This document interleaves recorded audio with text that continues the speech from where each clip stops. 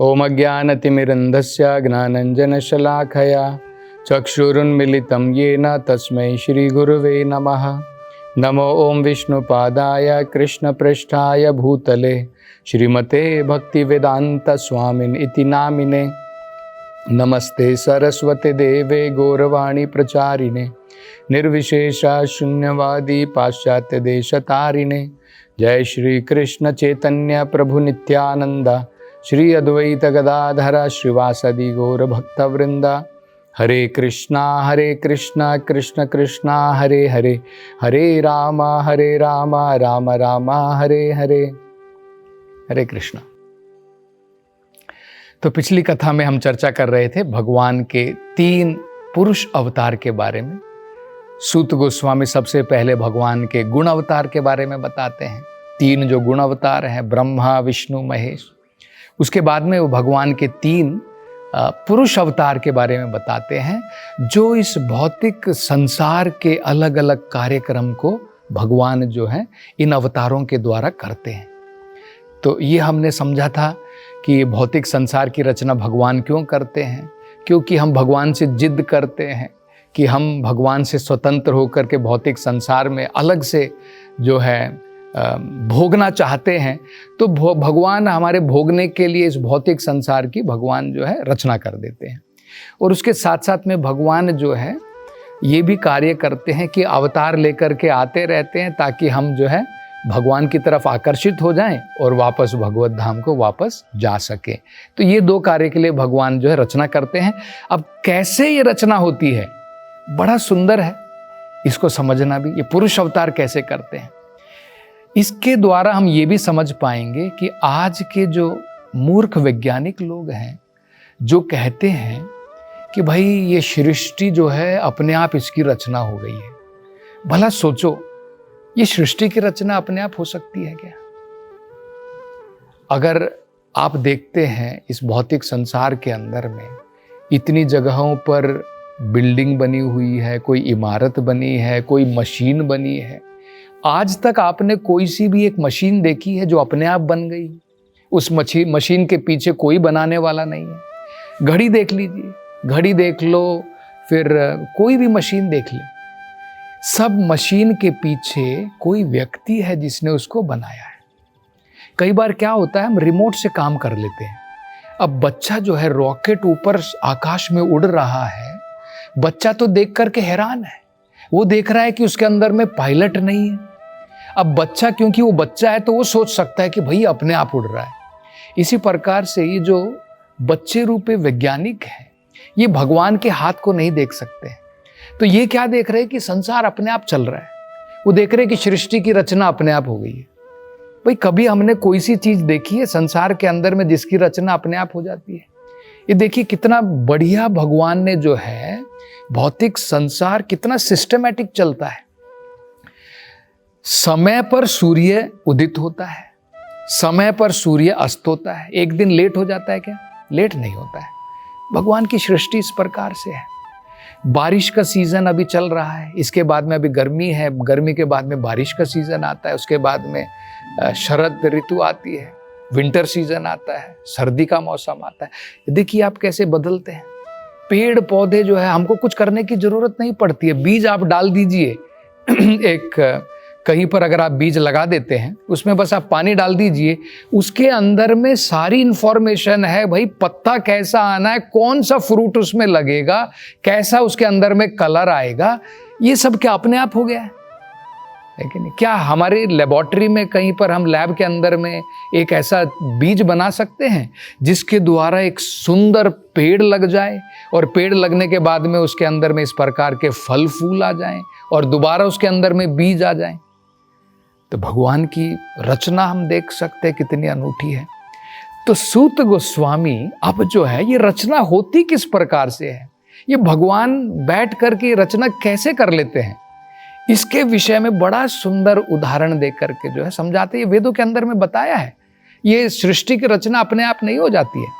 ये उदाहरण दिया जाता है वेदों के अंदर में। कई बार आपने देखा होगा, बकरी के गले के अंदर में जो है एक चूचक होते हैं, निप्पल जिसको बोलते हैं। उसके अंदर में देखने में वो निप्पल है, लेकिन उसके अंदर से दूध नहीं निकलता है। जैसे माँ के स्तन से दूध निकलता है, वो बकरी के जो गले के अंदर में जो निप्पल जैसे दिखते हैं उसमें से दूध नहीं निकलता है, देखने में निप्पल जैसे। इसी प्रकार भगवान की जो प्रकृति है, जो ये प्रकृति, जो भगवान की शक्ति है, उसके अंदर में भगवान के बिना, दिए बिना ये शक्ति नहीं है कि ये भौतिक संसार की वो रचना हो सके। नेचर अपने आप क्रिएशन नहीं कर सकता है, नेचर तो एक शक्ति मात्र है, शक्ति के पीछे शक्तिमान होता है, ये हमें समझना है। तो सूत गोस्वामी बड़ा सुंदर जो है वर्णन करते हैं इन 3 पुरुष अवतारों का, संसार की रचना कैसे होती है। तो ध्यान पूर्वक सुनिए, बड़ा सुंदर है। तो सूत गोस्वामी बताते हैं कि सबसे पहले भगवान जो है अपने परव्योम में, अपने आध्यात्मिक संसार में, भगवान जो है एक छोटी सी रचना करते हैं। ये उदाहरण दिया जाता है, छोटी सी रचना कैसे? देखिए भौतिक संसार कितना छोटा है वो हम समझ सकते हैं। आकाश आपने देखा है कितना विशाल होता है, उसमें बादल कितना बड़ा होता है, एक छोटे से कॉर्नर में बादल होता है। आकाश की तुलना में बादल बहुत छोटा होता है। इसी प्रकार से अगर भगवान का आध्यात्मिक संसार एक आकाश के बराबर है, ये भौतिक संसार एक बादल के बराबर है। जैसे बादल आपने देखा है, एक बार बनता है, बरस जाता है, फिर दोबारा बनता है। इसी प्रकार से भौतिक संसार की रचना होती है। आकाश हमेशा रहता है, बादल बनता है, बिगड़ता है, बरस जाता है। इसी प्रकार से भौतिक संसार की रचना होती है, कुछ देर के लिए मेंटेन होता है, उसका पोषण होता है, पालन होता है, बाद में प्रलय हो जाती है और ये साइकिल चलती रहती है। और जीव इस भौतिक संसार के अंदर में आते रहते हैं और अपने कर्म भोगते रहते हैं। और हमें क्या करना है? इस संसार के कर्म चक्कर से मुक्ति प्राप्ति करनी है और भगवान के वो आध्यात्मिक धाम में वापस जाना है, परम व्योम में, आकाश के बराबर जो है, जो सनातन है। ये बादल तो एक दिन आएगा जाता रहेगा, टेम्परेरी है संसार में। इसलिए हम लोग दुख भोगते हैं, क्योंकि हम परमानेंट हैं। टेम्परेरी चीज़ों में हमारा मन लगा करके हम दुख भोगेंगे ना। हम हैं सनातन धाम के वासी हैं, इसलिए हमारे धर्म को क्या कहते हैं? सनातन धर्म इसलिए तो कहा जाता है। हम सनातन, भगवान सनातन, हमारा धाम सनातन, और भक्ति जो सनातन धर्म है उसके द्वारा सनातन धाम तक वापस जा सकते हैं। तो वो बड़ा अब सुंदर जो है वर्णन करना प्रारंभ करते हैं। भगवान क्या करते हैं? आध्यात्मिक आकाश में एक छोटी सी क्रिएशन करते, छोटी सी रचना करते हैं बादल के बराबर। इसे क्या कहते हैं? महत्तत्व कहते हैं। ये जो बादल है इसे क्या कहते हैं? महत्तत्व। अब भगवान क्या करते हैं? महत्तत्व का मतलब क्या है? ये भगवान की भौतिक शक्ति है, इसको महत्तत्व कहते हैं। अब भौतिक शक्ति के अंदर में अपने आप कुछ नहीं होता है। अब भगवान क्या करते हैं? उसी आध्यात्मिक संसार में एक सागर है जिसका नाम होता है कारण सागर। देखिए नाम भी बड़ा सुंदर है, कारण। भौतिक संसार का कारण वहीं से है, वहीं से भौतिक संसार की रचना होती है। तो अब भगवान क्या करते हैं? सबसे पहले पुरुष के रूप में, सबसे पहले पुरुष के रूप में भगवान इस कारण सागर में अपना विस्तार करते हैं, जिन्हें कहते हैं कारण दक्षाई विष्णु। भगवान कृष्ण ने अपना एक विस्तार किया जिनका नाम होता है कारण दक्षाई विष्णु। अब ये क्या करते हैं? ये इस कारण सागर में अपनी योग निद्रा में भगवान लेट जाते हैं। तो वहां पर लेटे हुए हैं। अब वहां से लेट करके भगवान क्या करते हैं? भगवान इस महत तत्व जो बादल के समान है, इसकी तरफ भगवान जो है केवल ग्लांस करते हैं, नजर घुमाते हैं, उसकी तरफ केवल देखते मात्र हैं। और उस भगवान के देखने से क्या होता है? इस महत तत्व के अंदर में विभिन्नताएं पैदा हो जाती हैं।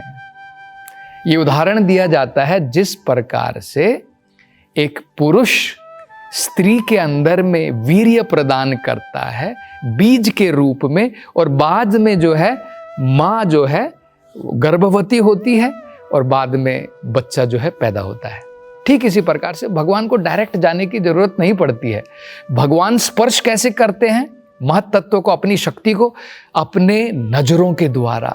भगवान केवल देखने मात्र से जो है इस महत तत्व को प्रेग्नेंट कर देते हैं और इसके अंदर में जो है कार्य इसके अंदर में क्रियाशीलता पैदा हो जाती है।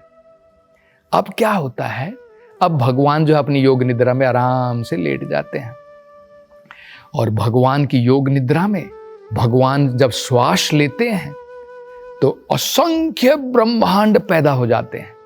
भगवान के ये जो स्किन के होल्स होते हैं, जो शरीर के अंदर में, जो भगवान की त्वचा के अंदर में जो छिद्र होते हैं, उसमें से असंख्य ब्रह्मांड, और भगवान के जो है जब श्वास लेते हैं बाहर तो असंख्य ब्रह्मांड बाहर आ जाते हैं।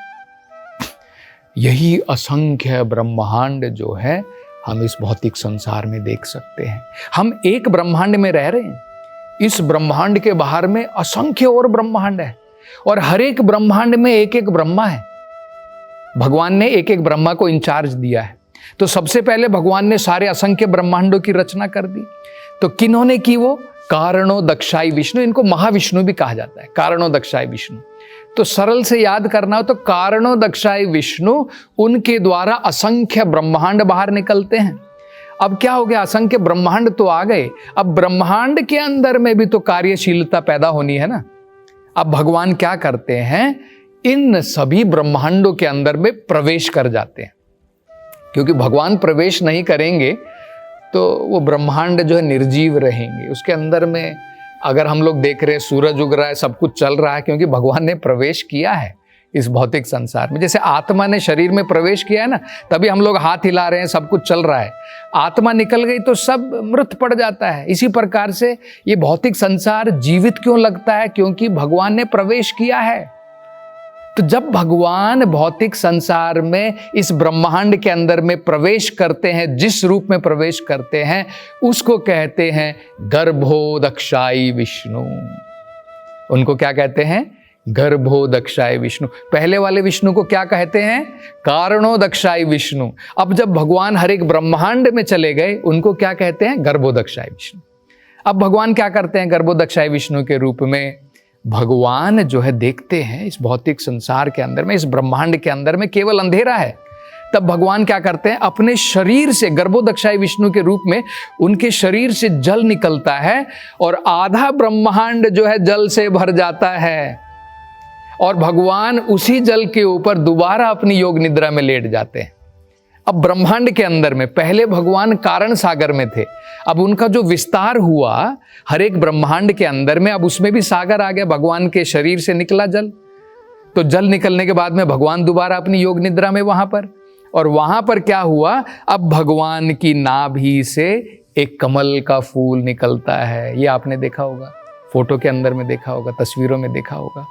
ये गर्भोदक्षाई विष्णु है। हर एक ब्रह्मांड में गर्भोदक्षाई विष्णु होते हैं। महाविष्णु एक है, गर्भोदक्षाई विष्णु हर एक ब्रह्मांड के अंदर में है और हर एक ब्रह्मांड में एक एक ब्रह्मा है। तो इस प्रकार से हम देख सकते हैं। अब क्या होता है, उनकी नाभि से कमल का फूल पैदा होता है।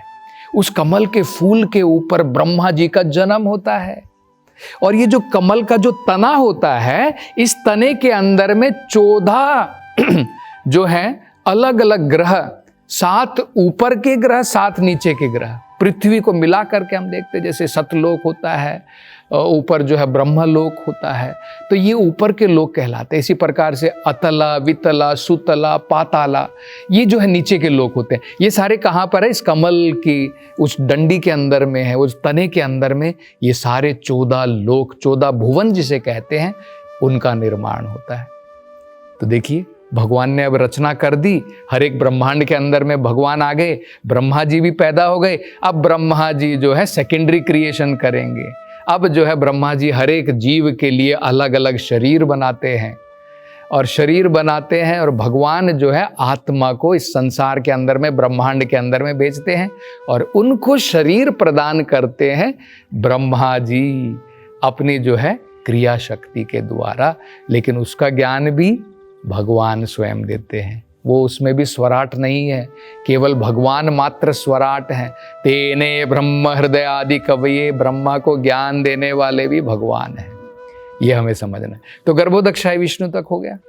अब गर्भोदक सागर में भगवान लेटे हैं। अब भगवान क्या करते हैं, इसी ब्रह्मांड के अंदर में एक और ग्रह है। ये 14 प्लैनेट तो हमने देख लिए, ये तो भौतिक संसार के लिए है। अभी जैसे मान लीजिए अमेरिका, उसका इस देश के अंदर में एक एम्बेसी होती है, वो एम्बेसी के अंदर में अमेरिका का ही लॉ चलता है, दूतावास जिसको बोलते हैं ना, विदेशी दूतावास, उसके अंदर में अब अमेरिका का ही रूल रेगुलेशन चलेगा, इंडिया का नहीं चलेगा। इंडिया में जरूर है। इसी प्रकार से इस भौतिक संसार के अंदर में ये जो 14 प्लैनेट हैं, जो 14 ग्रह हैं, इनके अंदर में तो भौतिक संसार के नियम चलते हैं, लेकिन भगवान का एक दूतावास है, भगवान की एम्बेसी है, उसे कहते हैं श्वेता द्वीप। तो भगवान क्या करते हैं, अपना एक और विस्तार करते हैं, उस श्वेत द्वीप में जाते हैं और वहां पर क्षीर सागर है। क्षीर सागर मतलब दूध का सागर होता है। वहां पर भगवान क्षीरोदक्षाई विष्णु के रूप में विराजमान होते हैं। तो 3 पुरुष हो गए ना। सबसे पहले कारणोदक्षाई विष्णु, जिनके द्वारा सारे ब्रह्मांडों का निर्माण हुआ। बाद में गर्भोदक्षाई विष्णु, जिन्होंने हर एक ब्रह्मांड में प्रवेश किया। और बाद में उसी ब्रह्मांड के अंदर में श्वेत द्वीप जो होता है, जो भगवान की एम्बेसी है, वहां पर भगवान जो है क्षीरोदक्षाय विष्णु के रूप में दोबारा अपनी योग निद्रा में रहते हैं। और वहां से भगवान क्या करते हैं, हर एक जीव के अंदर में, हर एक अणु के अंदर में, हर एक परमाणु के अंदर में भगवान परमात्मा के रूप में प्रवेश करते हैं। यही परमात्मा है। क्षीरोदक्षाय विष्णु का जो रूप है वही परमात्मा का रूप है। और इन्हीं क्षीरोदक्षाय विष्णु से जितने भी अवतार संसार में भगवान के आते हैं, इनके थ्रू ही आते हैं। इसलिए हम लोग कहते हैं ना, विष्णु के अवतार, विष्णु के अवतार कहते हैं। क्षीरोदक्षाय विष्णु के सारे अवतार होते हैं। तो बड़ी सुंदर जो है सूत गोस्वामी इसका विवरण देते हैं। और आगे ये शौनक आदि ऋषि और अन्य प्रश्न पूछते हैं और सूत गोस्वामी उनका उत्तर देंगे। और इसकी चर्चा हम अगली कथा में करेंगे। हरे कृष्णा। हरे कृष्ण मूवमेंट के संस्थापक आचार्य श्रील प्रभुपाद की हार्दिक इच्छा थी कि भगवान श्री कृष्ण और श्रीधाम वृंदावन की महिमा का पूरे विश्व में प्रचार हो। मथुरा वृंदावन में निर्माणाधीन गगनचुंबी वृंदावन चंद्रोदय मंदिर श्रील प्रभुपाद के इस उद्देश्य को समर्पित है। यह परियोजना वृंदावन को विश्व मानचित्र पर एक अनुपम छवि प्रदान करेगी। स्कंद पुराण में उल्लेखित है कि भगवान श्री कृष्ण के लिए एक मंदिर का निर्माण प्रारंभ करने मात्र से 7 जन्मों में किए गए पापों का नाश हो जाता है और ऐसा करने वाला व्यक्ति नरकीय लोकों में कष्ट भोग रहे उसके पूर्वजों को मुक्त कर सकता है। अतः एक सुनहरा अवसर है भगवान श्री कृष्ण के लिए विश्व के सबसे ऊंचे मंदिर के निर्माण में सहयोग देकर सर्वोच्च पुण्य का भागीदार बने। 1 स्क्वायर फीट मंदिर निर्माण सेवा राशि 2100 रुपए मात्र। अधिक जानकारी के लिए संपर्क करें 8585850033 एवं 7725977260।